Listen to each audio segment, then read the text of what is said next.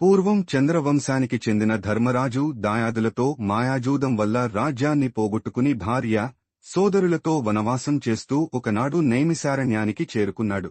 అక్కడ శౌనకాది ఋషులకు అనేక పురాణ రహస్యాలను బోధిస్తున్న సూతమహామునిని దర్శించి తనకు తిరిగి రాజ్యం పొందే మార్గం, వ్రతం ఏదైనా ఉంటే చెప్పమని ధర్మరాజు వేడుకున్నాడు.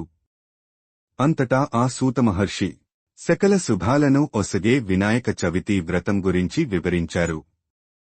విఘ్నేశ్వరోత్పత్తి, చంద్రదర్శన దోషకారణం, శాపమోక్షం గురించి ఆ మహాముని ఇలా చెప్పసాగేను. గజాసురుడనే రాక్షసుడు తన తపస్సుచే పరమేశ్వరుడిని మెప్పించి తనను ఎవరూ వధించజాలని శక్తిని ప్రసాదించమని కోరాడు. ఆపై శివుడు తన ఉదరమునందే నివసించాలని కోరడంతో అందుకు శివుడు అతడి కుక్షియందు బందీ అయినాడు. దీంతో ఆ రాక్షసుడు అజేయుడైనాడు. తన భర్తకు కలిగిన ఈ స్థితికి పార్వతీదేవి చాలా బాధతో వైకుంఠానికి వెళ్లి విష్ణువును తన భర్తను విడిపించు ఉపాయం చెప్పమని కోరింది. విష్ణువు గంగిరెద్దుల వేషం ధరించి నందీశ్వరుని గంగిరెద్దుగా వెంట తీసుకుని వెళ్లి గంగిరెద్దును ఆడించి గజాసురుడిని మెప్పించాడు. ఈ ఆనందంలో ఏమి కావాలో కోరుకో అని గజాసురుడు అనగా, అదే సమయం కోసం ఎదురుచూస్తోన్న శ్రీమన్నారాయణుడు నీ ఉదరమందున్న శివుడ్ని తమ వశం చేయమని అడిగాడు. తనకు అంత్యకాలము దాపురించినదని గుర్తించిన రాక్షసుడు ఆడిన మాట తప్పకుండా కుక్షియందున్న శివుని ఉద్దేశించి, ప్రభూ, శ్రీహరి ప్రభావంతో నా జీవితం ముగియుచున్నది.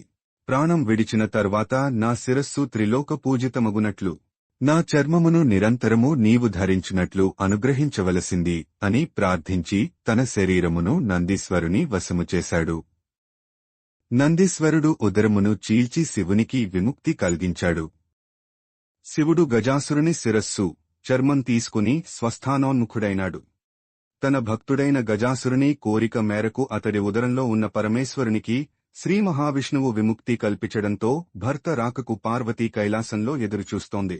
శివుడి కోసం ఎదురుచూస్తూ స్నానానికి సిద్ధమైంది. స్నానానికి వెళుతూ దేహానికి నలుగు పిండిని అద్దుకుంది. పరధ్యానంలో ఆ పిండితోనే ఓ ప్రతిమను తయారుచేసింది. చూడముచ్చటైన ఆ బాలుడికి తండ్రి ఉపదేశించిన మంత్ర సాయంతో పార్వతి ప్రాణ ప్రతిష్ఠ చేసింది. దివ్య సుందరమైన ఆ బాలుని వాకిట కాపలా ఉంచి తాను స్నానానికి వెళ్ళింది. అంతలో అక్కడికి వచ్చిన శివుడిని ఆ బాలుడు అడ్డుకున్నాడు. ఆగ్రహావేశాలకు లోనైన రుద్రుడు ఆ బాలుడి శిరస్సును తన త్రిశూలంతో ఖండించాడు. ఆ శబ్దానికి బయటికి వచ్చిన పార్వతీదేవి జరిగిన ఘోరం చూసి కన్నీళ్లు పెట్టుకుంది. దీంతో శివుడు గజముఖుడి శిరస్సును తెప్పించి ఆ బాలుడికి అతికించి ప్రాణం పోసి గజాననుడు అనే నామకరణం చేశాడు. సర్వవిఘ్నాలకు ఒక అధిపతిని నియమించమని దేవతలు, మునులు, మానవులు పరమశివుని కోరారు. ఈ విషయంలో గణపతి, కుమారస్వామి ఎవర్ని నియమించాలని ఆలోచించిన పరమేశ్వరుడు ముల్లోకాలలోని పవిత్ర నదులన్నింటిలో స్నానం చేసి ఎవరు ముందుగా తన వద్దకు వస్తారో వారికే ఆ ఆధిపత్యం లభిస్తుందని చెబుతాడు. దీంతో కుమారస్వామి తన నెమలివాహనంపై రువ్వున ఎగిరిపోగా వినాయకుడు మాత్రం తన ఎలుక వాహనంతో ముందుకు కదల్లేడు. దీంతో నారాయణ మంత్రం జపిస్తూ తల్లిదండ్రుల చుట్టూ ప్రదక్షిణ చేస్తాడు. ఆ మంత్ర ప్రభావంతో ప్రతి తీర్థంలోనూ కుమారస్వామి కంటే ముందే వినాయకుడు ప్రత్యక్షమవుతాడు. ఆ విధంగా 3 కోట్ల నదుల్లో వినాయకుడే ముందుగా స్నానమాచరించడం చూసిన కుమారస్వామి కైలాసానికి వెళ్లి మహిమాన్వితుడైన అన్నగారికే ఆధిపత్యం ఇవ్వమని తండ్రిని కోరతాడు.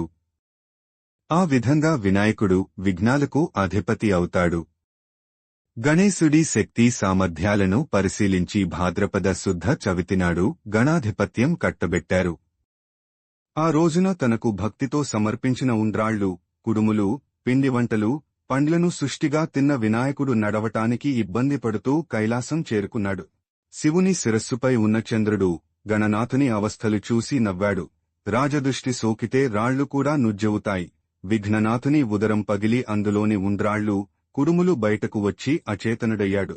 దీంతో ఆగ్రహించిన పార్వతీదేవి, పాపాత్ముడా, నీ దుష్టిసోకి నా కుమారుడు అచేతనంగా పడి ఉన్నాడు, కాబట్టి నిన్ను చూసినవారు పాపాత్ములే నీలాపనిందలు పొందుదురుగాక అని శపించింది.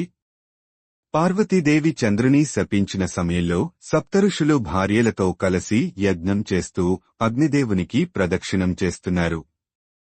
అగ్నిదేవుడికి ఋషిపత్నుల మీద మోహం కలిగింది. కోరిక తీరక శపిస్తారేమో అనే భయంతో అగ్ని క్షీణింపసాగాడు. భర్త కోరిక తెలుసుకున్న స్వాహాదేవి ఋషి పత్నుల రూపంలో అగ్నిదేవుడిని చేరింది.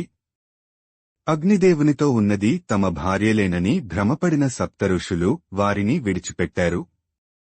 శాపగ్రస్తుడైన చంద్రుని చూడటం వలనే ఋషుల భార్యలు నీలాపనిందలకు గురయ్యారని దేవతలు గ్రహించారు. వీరందరూ బ్రహ్మదేవునితో కలిసి కైలాసానికి వెళ్లారు. అచేతనంగా పడి ఉన్న విఘ్నేశ్వరుడిని బ్రహ్మదేవుడు తిరిగి బతికించాడు. తరువాత పార్వతీదేవితో, అమ్మా, నీవు చంద్రునికి ఇచ్చిన శాపం వలన ఆపద కలిగింది. కావున శాపాన్ని ఉపసంహరించుకో అని కోరాడు. అప్పుడు పార్వతీదేవి ఏ రోజున చంద్రుడు విఘ్నేశ్వరుడిని చూసి నవ్వాడో ఆ రోజు చంద్రుడిని చూడకూడదు అని శాపాన్ని సవరించింది. ఆ రోజునుంచి అందరూ భాద్రపద శుద్ధ చవితి నాడు చంద్రుడిని చూడకుండా జాగ్రత్తగా ఉండి సుఖంగా ఉన్నారు. ఇలా కొంతకాలం గడిచింది. ద్వాపరయుగంలో ద్వారకలో నివాసం ఉన్న శ్రీకృష్ణుడిని ఓ నారద మహర్షి కలిశాడు. కాసేపు మాట్లాడాక, స్వామీ, ఈరోజు వినాయక చవితి. పార్వతీ శాపం కారణంగా చంద్రుని చూడకూడదు. నేను వెళ్తాను అని కృష్ణుడికి చెప్పి నారదుడు వెళ్లిపోయాడు. ఆ రోజు రాత్రి ఎవ్వరూ చంద్రుడిని చూడకూడదని పట్టణంలో శ్రీకృష్ణుడు చాటింపు వేయించాడు. శ్రీకృష్ణుడికి పాలంటే ఇష్టం. ఆ రోజు రాత్రి శ్రీకృష్ణుడు ఆవు పాలను తాగుతుండగా పాత్రలోని పాలలో చవితి చంద్రుడి ప్రతిబింబాన్ని చూశాడు. దాంతో తనకి ఎలాంటి అపనింద వస్తుందో అని చింతించాడు. కొన్ని రోజులు గడిచాయి. సత్రాజిత్తు సూర్యుని వరంతో సమంతకమణిని సంపాదించాడు. రోజుకు 10 బారువుల బంగారాన్ని ఇచ్చే ఆ మణిని తీసుకుని ద్వారకకు వెళ్లాడు. శ్రీకృష్ణుడు సత్రాజిత్తుకు అతిథి మర్యాదలు చేసి ఆ మణిని తనకు ఇవ్వమని కోరాడు. అందుకు సత్రాజిత్తు ఒప్పుకోలేదు. తర్వాత ఒకరోజు సత్రాజిత్తు తమ్ముడు ప్రసేనుడు సమంతకమణిని మెడలో వేసుకుని అడవికి వేటకు వెళ్లాడు.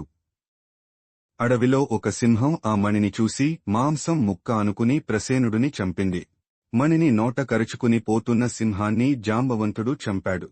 సమంతకమణిని కొండగుహలో ఉన్న తన కూతురు జాంబవతికి ఆట వస్తువుగా ఇచ్చాడు. మరుసటి రోజు సత్రాజిత్తు తమ్ముడి మరణ వార్త విన్నాడు. శ్రీకృష్ణుడే తన తమ్ముడిని చంపి సమంతకమణిని అపహరించాడని నిందించాడు. శ్రీకృష్ణుడు అది విన్నాడు. భాద్రపద శుద్ధ చవితి రోజు చంద్రబింబాన్ని చూసిన దోషం వల్ల తన మీద నింద పడిందనుకున్నాడు. సమంతకమణిని వెతుకుతూ అడవికి వెళ్లాడు. ఒకచోట ప్రసేనుడి శవం కనిపించింది. అక్కడి నుంచి సింహం అడుగులు కనిపించాయి. వెతుకుతూ వెళ్లి ఒక పర్వత గుహలోకి ప్రవేశించాడు. అందులో ఉన్న ఉయ్యాలకు కట్టిన మణిని చూసి దానిని తీసుకుని బయటకు రాసాగాడు. వెంటనే జాంబవతి పెద్దగా ఏడ్వసాగింది. కూతురి ఏడుపు విని జాంబవంతుడు కోపంతో శ్రీకృష్ణుడిపై యుద్ధానికి తలపడ్డాడు. వారిద్దరి మధ్య 28 రోజులు యుద్ధం జరిగింది. జాంబవంతుని శక్తి తగ్గిపోయింది. తనతో యుద్ధం చేస్తున్నవాడు శ్రీరామచంద్రుడని తెలుసుకున్నాడు. త్రేతాయుగంలో జాంబవంతుడు శ్రీరాముడితో యుద్ధం చేయాలని కోరాడు. ఆ కోరికను ఇప్పుడు శ్రీకృష్ణుని రూపంలో వచ్చి తీర్చాడని గ్రహించాడు. శ్రీకృష్ణుడికి నమస్కరించి సమంతకమణితో పాటు తన కుమార్తె జాంబవతిని కూడా ఆయనకు సమర్పించాడు. శ్రీకృష్ణుడు సమంతకమణిని తెచ్చి సత్రాజిత్తుకు ఇచ్చాడు. నిజం తెలుసుకున్న సత్రాజిత్తు తనను క్షమించమని శ్రీకృష్ణుడిని వేడుకున్నాడు. తన కుమార్తె సత్యభామను ఇచ్చి వివాహం జరిపించాడు. సమంతకమణిని కూడా శ్రీకృష్ణుడికి ఇచ్చాడు.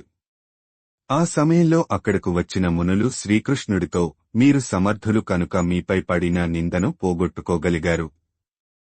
మా వంటి వారికి ఏది గతి అన్నారు. భాద్రపద శుద్ధ చవితినాడు యథావిధిగా వినాయకుని పూజించి ఈ సమంత కోపాఖ్యానాన్ని విని అక్షింతలు తలపై వేసుకున్న వారికి ఆ రోజు చంద్ర దర్శనం అయినా కూడా అపనిందలు కలగవు అని శ్రీకృష్ణుడు చెప్పాడు. ఆనాటి నుంచి ప్రతి సంవత్సరం భాద్రపద శుద్ధ చవితి రోజు దేవతలు, మహర్షులు, మనుషులు తమ శక్తికి తగినట్లుగా గణపతిని పూజించి తమ కోరికలు తీర్చుకుంటున్నారు. ఈ కథను చదివిగాని వినిగాని తలపై అక్షింతలు వేసుకుని వినాయక వ్రతాన్ని ముగించాలి. చివరగా వినాయకుని ఎదుట వీలైనన్ని గుంజీలు తీసి సాష్టాంగ నమస్కారాలు చేయాలి.